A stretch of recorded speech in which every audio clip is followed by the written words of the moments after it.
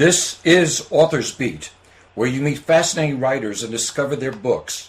Author's Beat is presented by the Writers League of the Villages in sunny Central Florida. You can find us at www.wlov.org.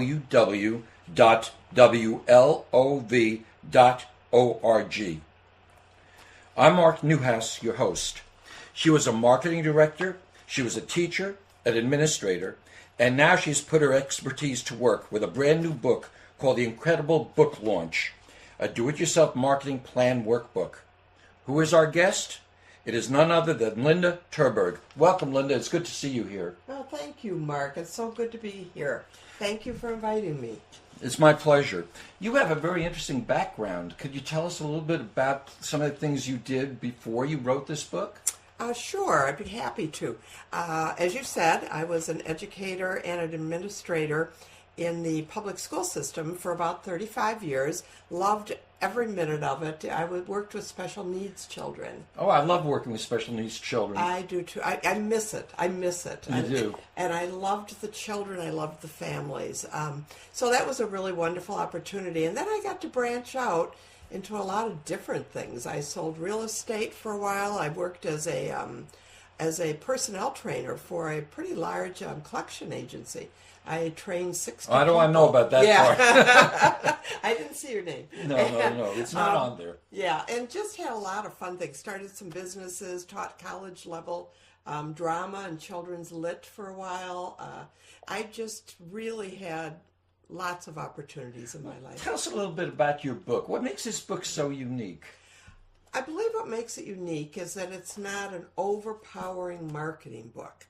It's a marketing book that anybody can sit down, pick it up, and get some ideas. And that's what people are telling me, that they're able to find 3, 4, 5 things right away that they can do that makes a difference. What I found interesting is the format is so different than most of the books you see, just in size alone.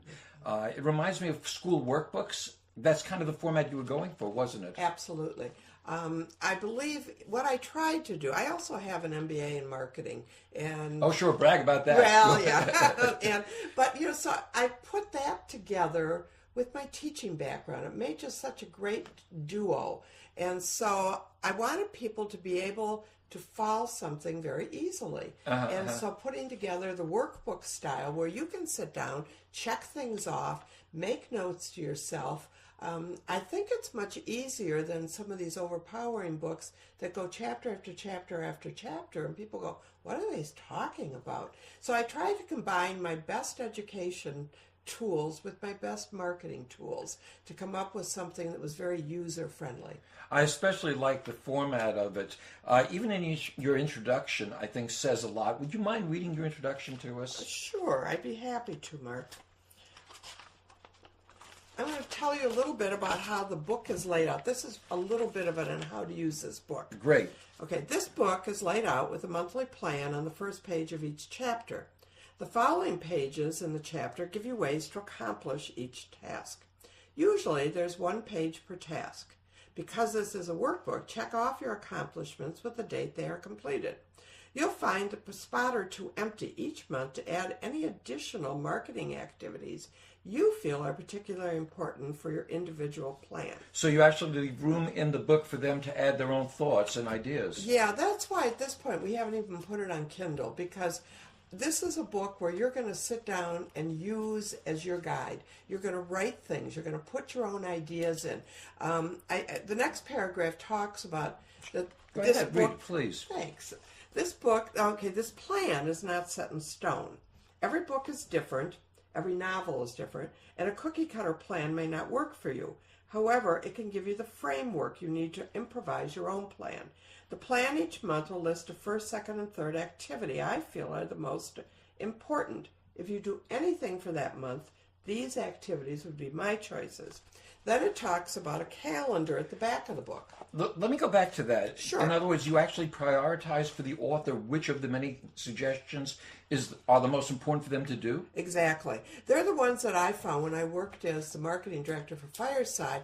When I had authors, I had about 30 authors. Wow. And there were a certain number of steps that were really important for them to start out with. You know, you're not going to start out with the big step. You know, but you build up as you're building up your clientele and your author list. And so these steps, I think, give you a priority. Yeah. The other thing, Mark, I think is real important to notice is this book is called The Incredible Book Launch. What I try to do is backtrack you 9 months so that as you're writing your book, you're already working on these marketing activities. I have to tell you, Linda, I hate marketing. So I found this book really, really well done. Thank you. And especially the idea that you start 9 months before. What would you say is the most important thing that an author should do 9 months before? Well, there's a lot of things. And first of all, I think the most important is to read the book. I think you need to know where you're headed. And I list in the first month, I list other marketing books to read. And I say, read these books and get an idea of what is required of you. If you want to write a book, okay, and I tell people this, if you just want to write a book for fun and to hand out to your relatives, you don't have to do any of this. But if you want your book to sell, then you have to know what is it that sells books. It's not just luck. It's a plan. The other thing I'm presenting next week, and one of the things I will be talking about are the numbers of books sold. They forecasted, and this last year there would be 15 million books sold because that's different books. Different books, 15 million, because they said that's how many ISBN numbers would be applied for. That seems like a huge advance over the last few years. Oh, would you huge. say what would you say is the biggest change you've seen in publishing? I think the self-publishing, and I think even the major people, you know, I think it's the major five publishers. Yes. They're seeing it, and people are trying to figure out where it's going.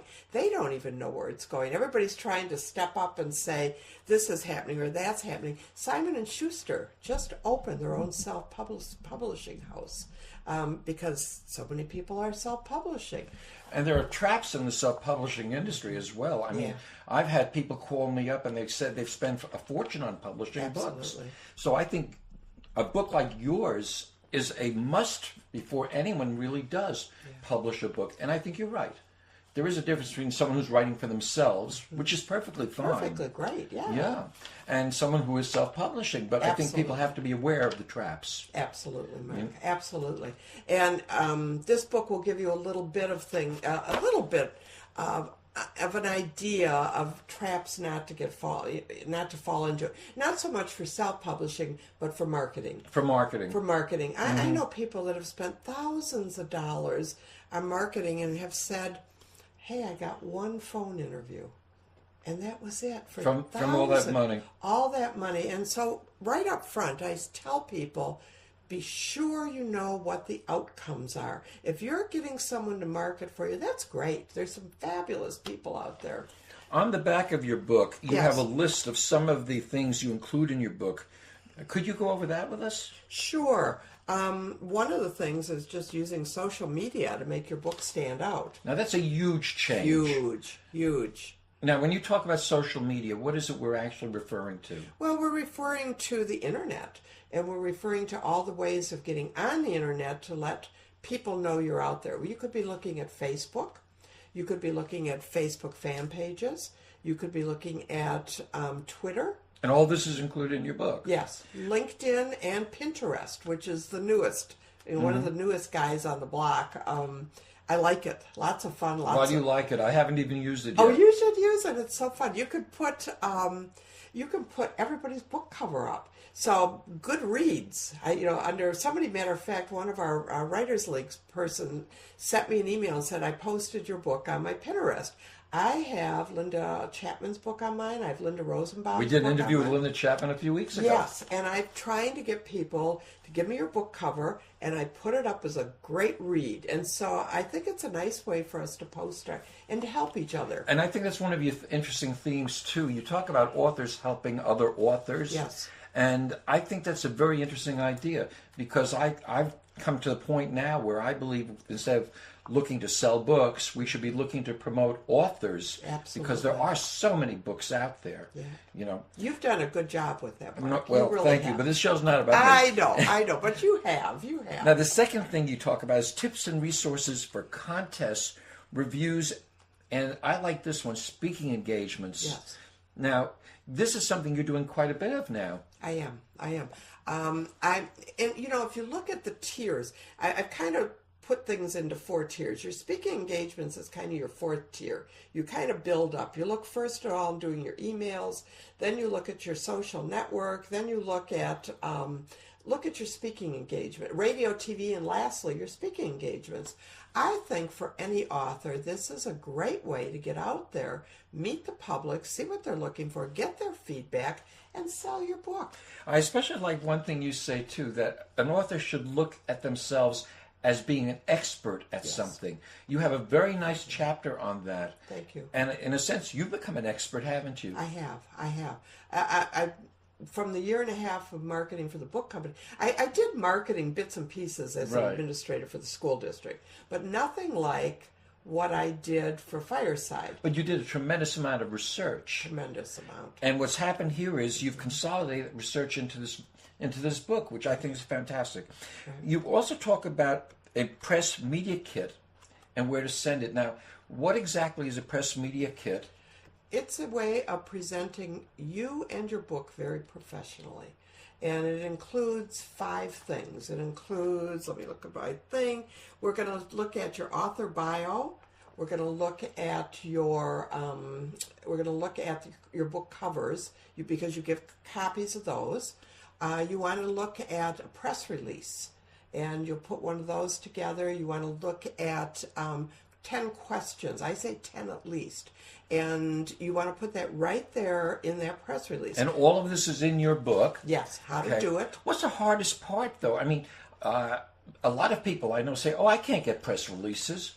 So what's the trick? How does someone who is basically an average person go about and get a press release? You can do it one or 2 ways. You can write it yourself, or you can have someone write it for you. If you Google press release, you'll find a lot of people that will write your press release for you. A lot of marketing people will do that. I'm going to talk about next Wednesday about a press release site called PR Buzz. You can go on that, and it says, how do I write a press release? Pull it up. You don't even have to be a subscriber. You pull that up, and it says, here it is, press release. How do you write one? So you can do it yourself or find someone to do it. But again, I think the point you made in the book that everybody's an expert at something. Yes. And that they should really look into how they can promote themselves as an expert. Absolutely. In a subject rather than actually promoting their book. I think that's a very useful and novel approach. You know, if I can give you an idea, even with, people say, it's easy to be an expert if you have a nonfiction book. How do I become an expert if I have a fiction book? That's a good point. And people ask me that all the time. Now, I want to take you, first of all, as an example. You can take me anywhere. There you go. Go ahead. You have the book on bullying, okay? Yeah. And can you give us the name of that book, Mark? Well, are you talking about the nonfiction? The fiction. I want the fiction book. The fiction book is called You Never See Fat Vampires. Exactly. And I'm very proud of it. It's a wonderful book. Thank you. And that book is a fiction book, but one of your big points in there is bullying. And so you're able to take that and run with it. And you've done such a great job. You put up your bullying website. You put up other things about bullying. On Facebook, I see it all the time. I mean, you have become the expert in bullying, even though you have this great fiction book about You Never See Fat Vampires. You're hired. You're my publicist. There you go. I think that's terrific. Linda, besides writing this, I know you've written other things as well. Yeah. And I love your sense of humor. Thank you. Would you mind sharing an excerpt from something else you've written? Yeah, well, okay. And then we'll come back to this. I'd love to, Mark. One of the things that I like, I'm going to share kind of one of my funny things that I enjoyed doing. I used to love to write this stuff and share it with my students. I'd go in, and if it made them laugh, then I know, okay, I got it. And at one point, I wrote a book called "Don't Pet Your Goldfish." Don't pet your goldfish. Don't pet your goldfish, and it had maybe 5, 6, 7 funny episodes like that. Don't wash your cat. All right. Don't brush your canary. So I went through all these things and what not to do. Well, when we... this is the way your mind works, I know. This is the way my mind works. You're right, Mark. I stay up nights thinking of Go this ahead. stuff. Me too. Anyways, the Story Shop, which was put out by our wonderful cat group. And it was done for charity, yes. It was done for charity. And I was able to put in my poetry from that book. So can I read you? I'd love for you to read it, Okay, yes. I'm going to read Don't Pet Your Goldfish. All right, go ahead. Don't pet your goldfish, says Stella be Stelly. Don't scratch his small fin, don't rub his small belly. For though he might like it, think first of your woes. All of that water might ruin your new clothes. Your arm deep in water day after day most surely will shrink your shirt sleeve away. Your skin will all shrivel till it's wrinkled and white, and your arm's sure to lose 4 inches in height. So don't pet your goldfish, whatever you do, or you're sure to end up with a lopsided you.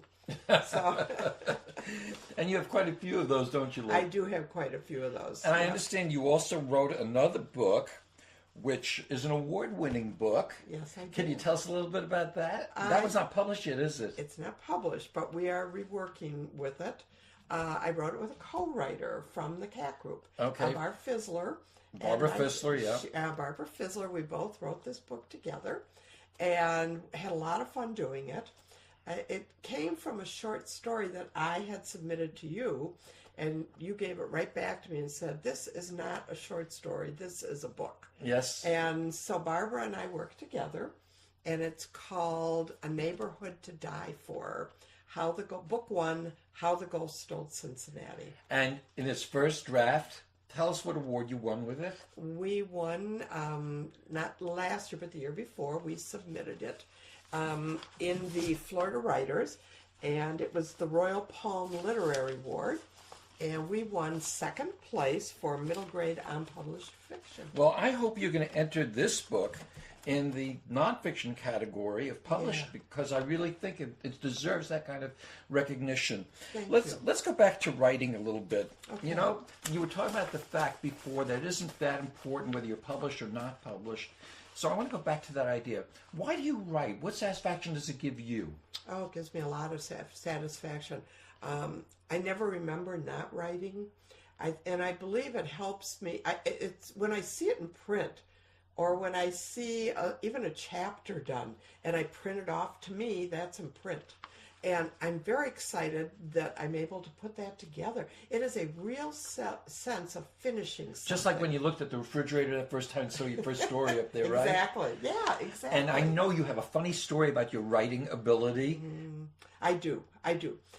When I was a kid, like I had told you once before, I never remember not writing. I always wrote. So in grade school and high school, and I went to Catholic school 12 years, everybody who needed a poem came to me. I wrote them. I should have been charging like a quarter a poem or something. I would have made a few bucks, you know. You'd have been a published author. I would have back then. I didn't have the marketing in me, I guess, but I just gave them away. Everybody used my poems. So in high school, I was in 9th grade. My sister was in 12th. And every senior had to write a poem for the poetry contest. So my sister, it had to be a religious poem because it was a religious school. So my sister comes to me and she goes, "Can you write the poem?" I said, "Sure." So I wrote this poem. I did. And it was called The Three Stones. And it was about Christ skipping all these different colored stones. And it got And you wrote this for your sister. Yeah, I wrote it for my sister. So they end up. You are so bad, Linda. I know. I was just used to it. She was the bad one. So I write this poem, and she hands it in, and they come down to 2 finalists, and she's one. Oh, no. Yes, 2 finalists. So they go to the first finalist and discover the poem was plagiarized. Right? And the nuns are all hysterical over that. You were the lesser of 2 evils. I was the lesser of 2 evils. So they go to Mary Jo. They say, "Did you plagiarize this poem? Did you write it? Did you?" And finally she says, "I can't tell lies." She goes, "My sister wrote it." And they went, "Oh, that's okay." And so they just so it isn't plagiarized. And so she took first place, and she won, all these awards, all these things. And in retrospect, I guess that was my first writing award. What do you think? I think so. Now, they always say that there's nothing new under the sun, but your book is new in many ways. I especially like the calendar feature. Could you tell us about that, please? Yeah, what I did is I figured, even though I go through month by month in the book, I want people to see what this will look like if you were to put it on a calendar. So I go through and I take every activity each month. So I start with, for example, month 9, and I give it a month like March. Okay, start reading books. That's all you're going to do that month. So all it says is read every week. Then I go to month 8. I'm counting backward toward when you believe you're going to publish your book. Which is very important, because I think a lot of people think that you don't have to worry about that until after your book is already published. But It's not true, is it? Oh, it's not. And I learned this so much when I worked with Joan West and Lois Bennett with Fireside Books. Right. That whenever we had a new book coming out, I would call the author and I'd say, hey, your book's coming out in 2 months. Here's what I want you to do. And this one gentleman kept saying to me, oh, I'll worry about that when the book comes out. No, you must worry about it now. Before. It's like setting up a battle. You don't wait till the last minute. Absolutely. Your plan is in place. You have lots of things you need to put into place before that book is published, because it's not just luck.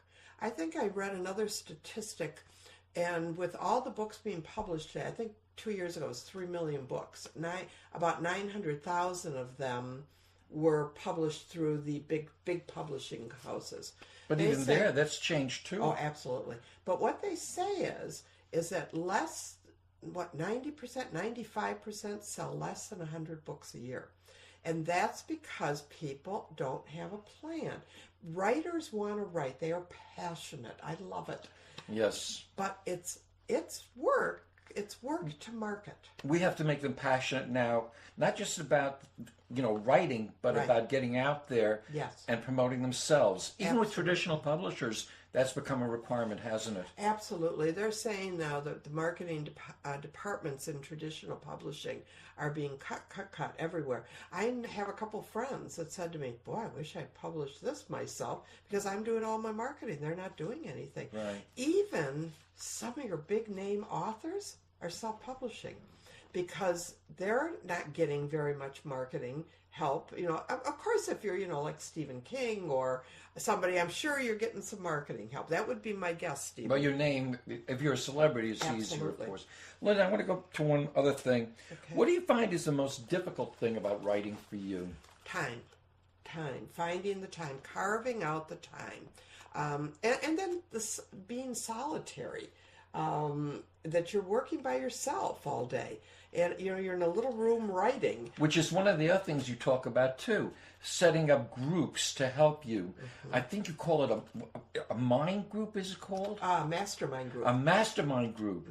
And you have a chapter in your book that even explains that. Yes, I love mastermind groups. It makes you write your goals down. Yeah. And they say most people have goals. Most people in your heads have goals. I'm going to sell 50,000 books. So in your head. But only people that achieve goals are the ones that write them down. And they say 95% of people don't achieve their goals because they don't write them down. Mastermind groups not only force you to write your goals down, it puts you together with like-minded individuals that support you in your goals. So, Mark, you come in and you say, I'm going to sell 10,000 books. And we'll go, Mark, the mastermind has heard you. It's already yours. And then we talk about, what are your steps? How are you going to get there? We support whatever goal you have. So jumping into this, my next question was, what's the best advice you have for writers? And I think you just gave it, other than, of course, buying your wonderful book, The Incredible Book Launch. Where is it available? Amazon.com. Okay. I would say that's probably your best and easiest. Everybody knows. It's not on Kindle or Nook yet. No, it's not on Kindle. But is that something you're working toward? We've talked about it. I've worked with Mary Lois has been my editor. Mary Lois Sanders, fabulous editor. She's worked with me on this book. We've talked about whether or not we want to put this on Kindle. And It's not easy with an illustrated book. it isn't, and it isn't easy when it's a workbook also. Right. So it's still in discussion stage. Mark, being a teacher, my biggest thing is I am so happy when somebody tells me the book helped them, and And you've kept the price very reasonable. Thank you. Very reasonable. Is it $10? $12. $12. Yeah, you can also go on createspace.com. It's on there. And of Okay. course the Barnes and Noble. But Amazon, everybody knows Amazon. Amazon is known. Tell me, what is your next project now that this is out of the way? I am working on a fictional history book. And A fictional history or nonfiction? fictionalized. Well, it's a fictionalized history book. Fiction, it revolves around a young boy living in the Detroit area, which is where I grew up. I love Detroit. And he lives in a boarding house in the 1930s and faces both Prohibition and the Depression. The research for this book has been incredible and so much fun. It has brought back so many memories. The book itself is set in my grandparents' boarding house on Jefferson Avenue toward downtown. And that boarding house stood for many years. And I believe it may still be standing. I need a trip to Detroit. And it fictionalizes this story of this young boy living in this boarding house. Name of this book is called Eating Weeds. I have worked What is it called? Eating Weeds. Eating Weeds. Eating Weeds. And I worked on this at a writers' conference that I went to last year for a week, a writers' getaway, and we will be meeting again in October. So by October, my goal is To have this done. yeah, and so that I can work with the people there that are working with us on actually getting this book published. Well, Linda, I have to tell you, I know a lot of authors who've been eating weeds because they haven't got your wonderful book, The Incredible Book Launch. It has been a delight having you here. I just want to thank you, and we'll have to have you come back. Well, thank you. I'd love to come back. I've really enjoyed it, Mark. I want to thank our wonderful guest, Linda terBurg, whose book, The Incredible Book Launch, a do-it-yourself marketing plan workbook, is available on Amazon and all the well-known outlets. I'm Mark Newhouse. I'm your host. This has been Author Beat, produced and directed by Don Kanan, created by Don Kanan and Mark Newhouse, and broadcast by www.blogtalkradio.com. We are sponsored by the Writers League of the Villages, and we would like you to remember to read to your children every single day. They'll never forget the day they read a book. I'll never forget the day I read a book. It was 10 pages, 70 pages. There were pictures here and there, so it wasn't hard to bear. The day I read a book. It's a shame I don't recall the name of the book. It wasn't a history, I know, because it had no plot. It wasn't a mystery, because nobody there got shot the day